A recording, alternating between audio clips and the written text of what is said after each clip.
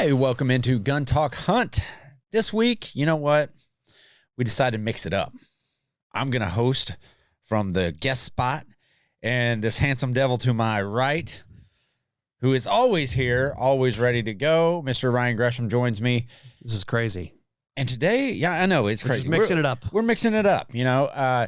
But today's Gun Talk Hunt is brought to you by ATN, the future of optics. And now we're going to jump into it. We actually really haven't talked about this, and we really haven't shared in-depth stories about our first deer. Yeah. Because I don't know if you know, I think you know a few details of mine, but mine came probably later. I would say fairly late for a guy who's in the outdoor industry. Mine came right when I was about, I would say 16. I was 16. Okay. Yeah. Cause you hear about people they take their kid out and 8, 9 years old, they're shooting deer. Yeah. Now I will say this, that I was out hunting. I just sucked. I was awful. All right. So yeah. So, and hunting is an interesting thing. And if you're listening to this and you're a Gun Talk follower, you may be a hunter. You may not be a hunter. You may be just getting into it. But I always say that hunting is harder to get into than shooting. Yeah. Because you have to have land or some access to land, and also even if you live next door to BLM land of a million acres, I think I'll go hunting today. How do I do that? Where do you start? Where do you go? It's all relative, but it's the same. Honestly, it's really the same with fishing. It's hard to get into. You can go to a pond and you'll catch a few here or there, but it's not as consistent. You're not as well versed in it. There's a lot of gear you have to buy. Yeah. But so first deer, it's a big moment in a hunter's life. Absolutely. But as I said, I remember specifically going out and my dad putting me in a tree stand when I was 10 or 11, by myself, walking in with a bow and climbing up in a tree. And I know the exact tree where I was doing this. So I would go in and I would always tell my parents, hey, I need glasses. I can't see. And so I'd be sitting there in the stand, the sun coming up, which is tough if you have bad vision. It's low light. Everything is a buck. Everything. You sit there and a blade of grass moves and you're like, all right, here, I'm in a sweet spot today. But it's completely not that way, because so I remember one morning specifically, I was sitting there and I was like, I'm pretty sure that's a deer, probably 35 yards out. And at that point, I'd kind of decided, I knew my range. I would go with my dad to archery shoots on the weekends, and I would participate in all these archery shoots around the area, around Little Clinton Lake area. And, oh my gosh, I can't believe it. This is how dumb as a hunter I was. But I was a kid, and you have to learn somehow, right? Yeah. And when you can't see as a kid, what do you do when you think you see something? Well, you climb out of the tree and you go check for a track. Of course, that's what you do.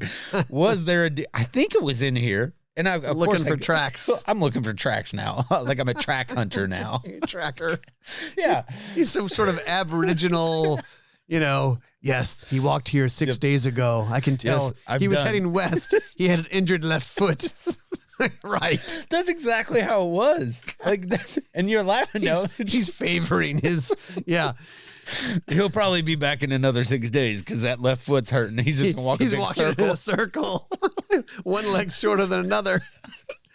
But that's how it's kind of started out for me. I bet after the hunt, you guys are driving back. What are all these tracks?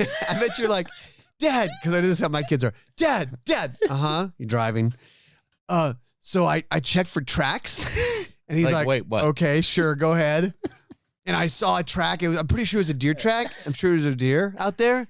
Okay, buddy, sure. And that's how it was. He's a tracker. I do remember specifically getting out of the stand to check and see if that was a deer really standing there. And it never crossed my mind that the deer was going to move. So a deer could have been standing there, and I get out the stand, and the deer's climbing down the stand. What the heck? Climbing down the stand. So anyway, Yeah, so that went on for so- a few years so until we're not- until my parents decided, oh my gosh, you're blind. Yeah. I told you. Like I told you, like I was getting out of the We Stanford. thought you were just dumb, and that's why you were making bad grades. And that's what it is. They made me, they would physically sit me down in like the seat and say, you have to sit up front now because your grades are horrible. Are you not paying attention? And I was one of those kids who always got sent home with a note. He's very social. Same exact. We've moved Ryan around the classroom, and he keeps making friends with people. And finally, I sat him next to somebody, a girl who was like from a whole different background. Yeah. He made friends with her Yeah. too. He's very social. Hey, how's it going? My name's Ryan. So anyway, so I got glasses, and finally it was, and I went with a buddy, Cody Calloway, and I was 16. It was cold, and I was in one of those tree lounges, like that you fall asleep in really easy. It was a homemade one. My dad would make these tree stands. Like a hammock? Yeah, it almost exactly like that. It was like a climber. Okay, yeah. But this thing, like you lounged in. I don't know Lord. how you'd ever shoot a bow out of it. Oh, I'd be napping all day. Oh yeah, absolutely. And I had an old 30-30, my old lever action 30-30, still have it. Old trusty. Oh yeah. And I may have shot. I actually remember shooting at a lot of cans with that gun, but never something moving. So my buddy Cody is in there, and he can see me from my stand. And at one point, again, this is a young hunter not knowing much, and he was a couple of years older than I was. I have a funny story to tell you about him too. But I like 8:30. I'm like, okay, time to leave, And I walk over and I look up at his stand. I'm like, are you ready? He's like, what are you doing? I was like, it's time to go. The light's been up for like 20 minutes or, or whatever it was. Like, there ain't no deer here. He goes, go back, sit in your tree lounge. So he sends me off, and I go walking back. And this was on my grandfather's land. So I go walking back, and the tree.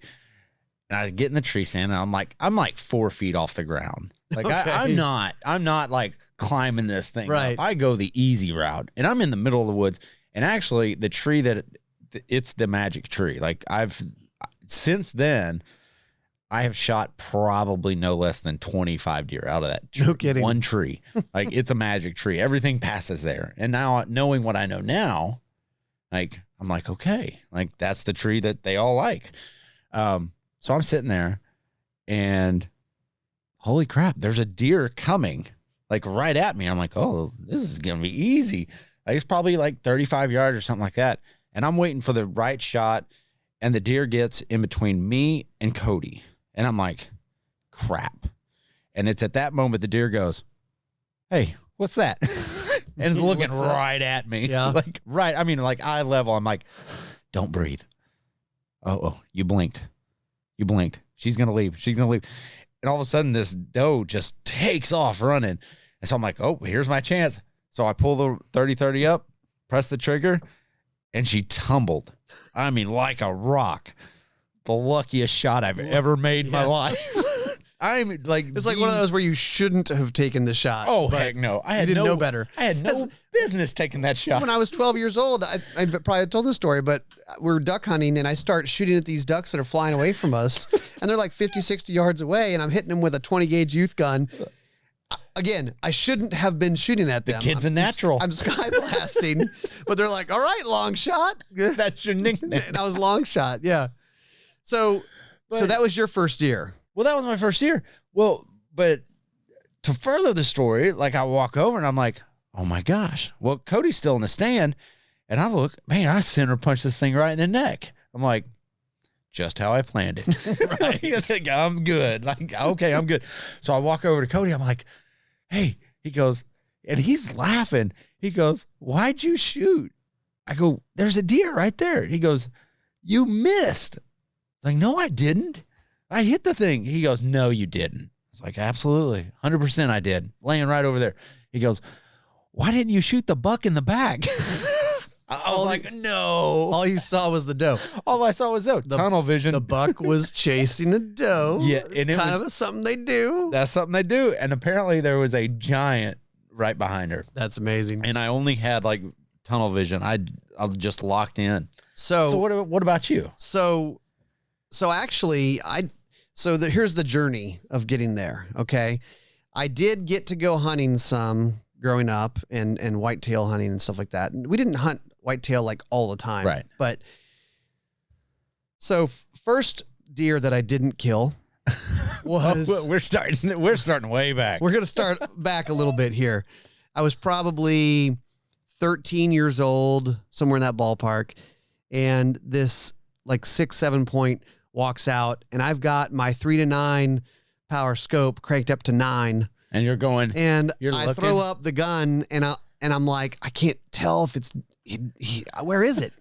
It's too much magnification. All I see is fur.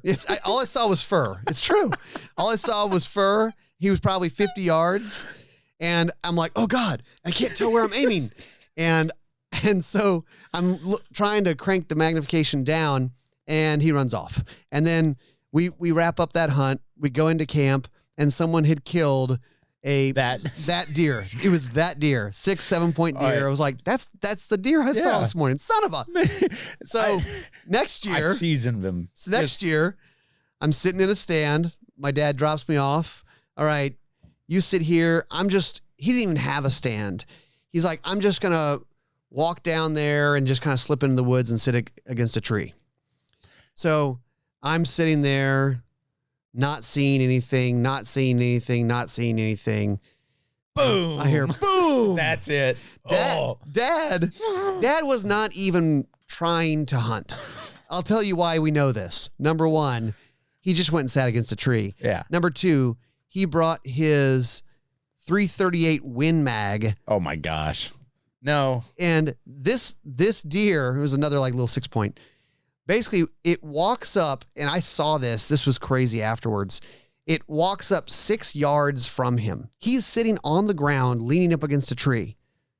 No. And he just had his head down. He's like, oh my God, I can't believe this. And he just tries to get the gun up as the deer's just like eating and just, hey buddy, chilling out. And he shoots it. And I mean, you can tell where he shot it because he shot it at 6 yards with 330. Did it have mag. powder burns on it? There was spray coming out the back onto the leaves. It was incredible. He didn't really go anywhere. No. He gutted him and cooked him right there. The third deer I did not kill. They bring me this great hunting camp. Oh, it's like a camp. It's like, oh, we're going to drive a couple hours. This is like this. It's a deal. Legendary Tensaw Parish, great deer hunting. No one strikes out here. No one. We have 100% shot opportunity here. So I get in this ladder stand. I see this deer walk out, probably, if I had to guess, 250, 300 yards. So it was kind of a distance. And I guess I would say I probably got some buck fever about it. Mm-hmm. I shoot. I don't know. At this point, I still don't really know. You know how hunters can judge, like, yeah, you can tell by the way that your deer acted, you hit him. I don't know. I shot. He runs off. And these guys come and they're like, so, did you hit him? I'm like, oh, yeah, I'm pretty sure I did. So where was he? We go down there and it's like right at dusk. Yeah. We're searching for 15 minutes, walking around looking for blood. And these guys are being so nice, humoring me to look for blood. Oh, it's got to be right around Finally, here. I go, ooh. I pick up a leaf and I hold it up. I'm like, is this blood? And he goes, no, that's tobacco spit. The guy had been spitting tobacco the whole time looking for blood. Poor guy. He was probably sitting there biting his lip and like making it bleed a little bit and spitting it out. I think he went this way. So that was the third deer I did not kill. Oh my gosh. So at this point, I'm like, gotta be killing you. Basically, I've decided that whitetail hunting sucks. Well, it's boring. You're not all wrong. They're quiet. And for a teenager, it's even harder. For a grown man, now I'm kind of like, peace and quiet. Yes. Yes, I'll take it. But for a teenager, you're like, oh my God. So I started hunting birds. I killed a mule deer. I killed an elk. Yeah. But I didn't kill a whitetail until I was in my 20s. Really? And just went with a buddy on some land his dad had, and this little doe walks out at like 40 yards. And you're like, I'm sorry, it's time. I just pop her. Like, I'm going to go ahead and apologize for this. 280 Remington, and pop her, and she just goes down. They're like, cool. I didn't tell them that was my first whitetail ever. No, you're not. It was like Hopefully they don't listen to this 24, podcast. 25 years old, whatever it was. I'm like, nah, I'm not telling you But this. that's all stages. And I think it's important. You stuck with it because you don't come from a line of guys that are just kind of into it. No. I mean, they were bred into you. I mean, you were bred into it. But here's the funny thing about going back to that. So, as you know, we go on a lot of different media events, and these days it's maybe more shooting events than hunting events. But back a couple decades ago, it was a lot of hunting events. Right. So my dad, my grandpa were always going on hunts, and these hunts were guided hunts on nice places, nice hunting lodges and stuff. And they would bring home meat. We didn't hunt a lot back home. Right. Because it's like, well, I just got back from a hunt from work. Yeah. So it was like, it's hard to get that going. I mean, they would rather go out to the range on that day. It was a little different. It was a little different. Now I've killed more deer and all that stuff, but it's an interesting journey. Everybody has a journey to it. It is interesting, but then again, it's the excitement of the chase, and now we get to experience our kids' first deer, and we're starting that journey, and it's a way different side. Mm-hmm. There's a way different approach to taking kids hunting than a kid hunting. Yes, definitely a difference. I tell you about taking my 7-year-old out this year. Yes, to deer hunt, and I'm like, I was hopeful that we would see something, but expectations were really low. There it is. Yeah. I don't expect a lot. She sat for probably about 2 hours, maybe 2 hours. Which is probably about an hour and a half longer than most kids would sit. I mean, I'm not saying she was real quiet or still, but we did sit against a tree for about 2 hours. Just an impromptu hunt. That's a lot more than you'll get out of most kids. Can we go walk around? I'm like, yeah, sure. Yeah, sure. When they're done, they're done. Yeah. And you're not going to make them love it by making them sit there longer and stuff like that. But yes, it's a whole deal. Okay, I'm going to pay some bills right now, and I'm going to go ahead and let you know that Gun Talk Hunt is also sponsored by Pyramyd Air, your number one resource for everything airgun, offering a wide variety of airgun and airsoft rifles, pistols, pellet guns, ammo, and accessories, perfect for the backyard, the range, or even your next hunt. Visit pyramydair.com and enter code GUNTALKHUNT, all one word, for $10 off any $50 purchase plus free shipping with any purchase of $150 or more. Find your next hunting partner at pyramydair.com. And I'll tell you, Pyramyd has 2 Y's. It's spelled differently. Oh, yeah. It's just different. But they are a great resource. And especially, we're talking about kids and hunting, and that is a great transition to get kids from pulling a trigger on something that doesn't kick them a lot, that does have enough power to take down big game. Pre-charged pneumatic air guns, guys. This is like game changer stuff. And I know it's not new, but I think it's still new to a lot of people. Oh, absolutely. And I had a conversation yesterday with someone about this, and he was saying they now have record books. SCI, I believe it's SCI, is adding air gun as a category in their record books. You also have a new airgun record book organization called Airgun Legion, I think. Yeah. And so you can actually kill species, big game. We're talking big game here, and get in the record book. It's kind of like I said, it's like fishing, right? Yeah. You can, if you catch a certain line class, a line class, right? Yep. Oh, I on a tippet, I caught a 1 pound bluegill. You could make the book. Yeah, you can be a record holder. State record holder. Yeah. So sign those kids up. Get them hunting with air guns. So back to Cody, and my hunting partner for the first year. So he was wild about the outdoors, great guy. Well, his senior year, it was it was like the summer after his senior year. So heading into his freshman year of college, he ends up, I believe he ended up being a game warden. But and this is, guys, you always got to be safe when you're out by yourself or you're out with a hunting partner. Go with somebody. Take someone hunting with you. They could save your life. He goes out and he is pulling his 22 out from behind his little S10 pickup truck. Mm-hmm. Okay. He's pulling it barrel towards him. Oh boy. And you can see where this is going. Oh boy. He is taking the barrel out. He's taking the gun out and the trigger catches. Oh no. Fires the gun and shoots him right in the stomach. Oh my gosh. Yeah. 22? Yeah. 22. Jeez.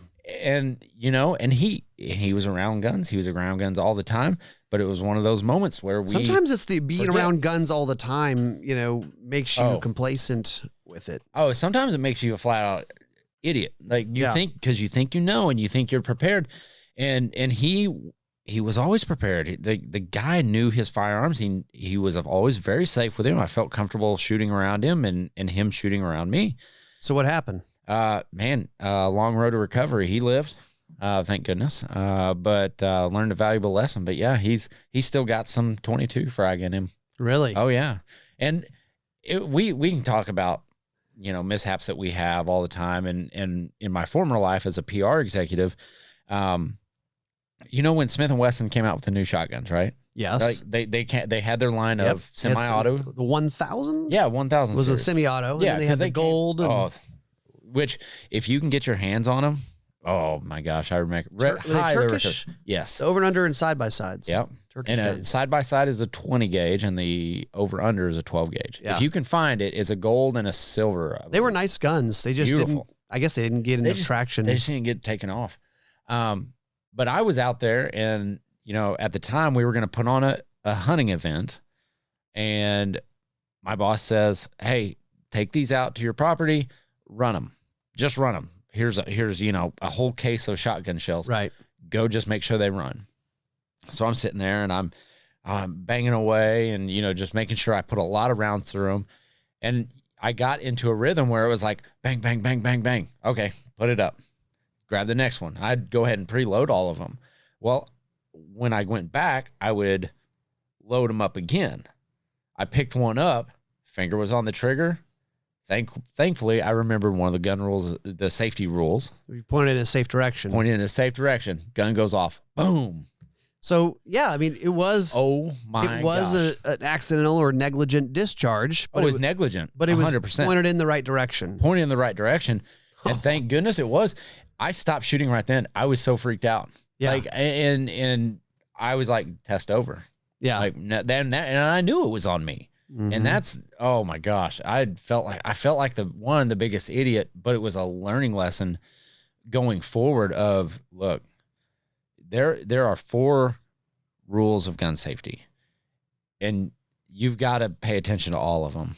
And if you always have one of them, like pointed in a safe direction, so Cody treated his gun like it was unloaded. Right. We treat all guns like they're loaded. He did not point it in a safe direction. Those are the 2 he broke. Yep. Those are the 2 you broke. Yeah. I guess, you know, make sure of your backstop. And I mean, he kind of broke that one too. He was the backstop. He was the backstop. Yeah.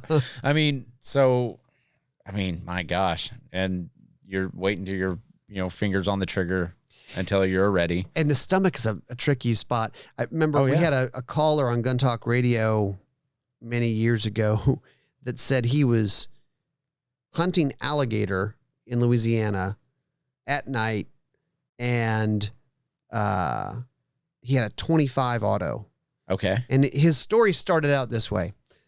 I shot myself 19 times with a 25 auto one time. Went, what?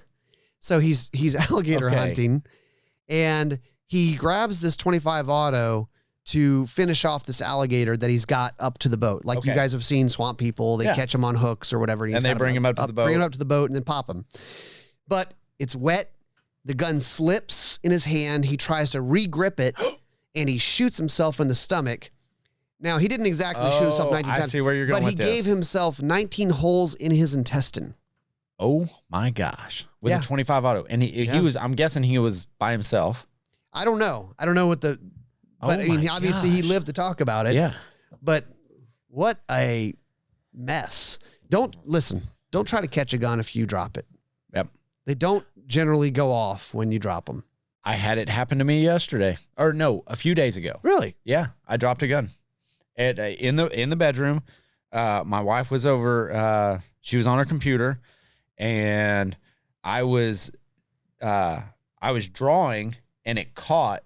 I didn't raise my garment high enough, and it caught, and my grip wasn't proper, and it caught on my shirt and flipped out my hand, and I went hands straight up.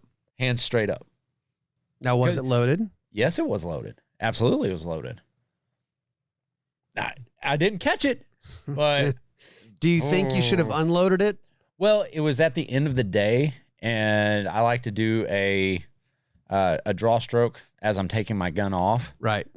With it loaded, just because it's one of those things that I get. Were you going half speed or full speed? I was going about 3/4 speed. Yeah. And I probably should go half speed. That's probably a good rule of thumb if you just go half speed. Maybe go half speed. Yeah. On the first one, unload the gun, and then reholster, do 10 more draw strokes at full speed. Dry. Yeah. Just a thought. That's probably a good idea. But yeah, good you didn't try to catch it. I do hands straight up. That's my rule. If I drop a gun, hands straight up. Like, oh, hey. Just back your hands off. I also like to take a few steps back as it falls. That's a good play idea. The angles here just in case. Absolutely. Here we go. Oh God. Yeah, here we go. Anyway. Why do we clench? Clenching's not gonna, make you bulletproof. I don't know why we do this. I think it's just one of those, this might hurt. Oh God. Anyway. All right. Well, we're gonna put a cap in that. See what I did there? Oh. Well. All right. Well, anyway, guys, thanks for joining us on Gun Talk Hunt. If you know somebody who wants to get out hunting, just tell them to come with you. Be safe. You can show them the way. We've got a lot of new gun owners out there. So this is the great time to bring someone with you. So always be safe and happy hunting.